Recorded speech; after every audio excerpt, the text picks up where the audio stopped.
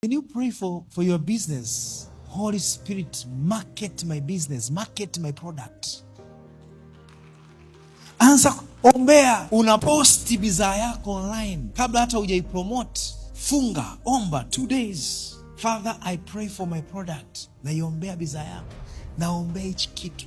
Holy Spirit, take it viral. Hizi bidhaa zangu zikachukue attention kwenye mioyo ya watu wakuu, kwenye mioyo waliobeba baraka zangu. Father, I blind their eyes. Na wapiga upofu macho yao yasione wengine, akaangalia bidhaa zangu tu, wakasiwe kwenye bidhaa zangu tu. Tena tumia ile andiko Elisha akamwambia Gehazi. Gehazi asema, ona tuko kwenye jeshi kubwa. Akamwambia, hivi unajua nini? Tulionao sisi ni wengi kuliko walionao wao.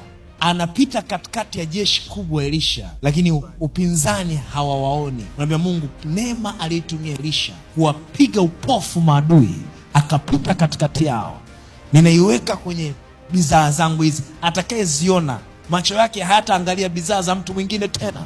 Focus itakuwa kwenye bidhaa zangu tu, kwa jina la Yesu. Unatabiri kama Ezekiel alivyotabiria mifupa mikavu. Natabiria hizi bidhaa katika jina la Yesu. Mungu zitangaze, Yesu zitangaze. My friend, unaweza ukashangaa ghafla tu usiyemtarajia. Wewe unauza vitumbua, unasikia Donald Trump anasema vitumbua. Donald Trump sasa vitumbua vizuri jamani. Ingawa hata sijavila ila ni vizuri. Kaongea Donald Trump, rais kaongea. Dunia nzima inataka kuona vitumbua vizuri ni vya nani.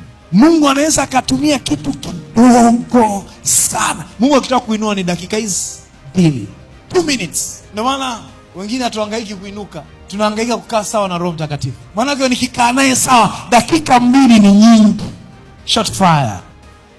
Kwa hiyo ombea CV yako. Sio unaiombea siku unaenda kwenye interview. Baba katika jina la Yesu. No, tangu umemaliza shule, tangu ukiwa shule huko university, unaanza kuliombea jina lako, unaombea CV yako.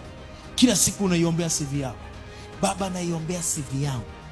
Ikitokea kwa miongoni mwa CV nyingi, CV yangu zingine zitatupwa, ya kwangu itaokotwa. Zingine sasaulika, ya kwangu itakuwa kipaumbele. Sijasoma bure. Unaiombea CV yako. Unaombea mpaka picha yako.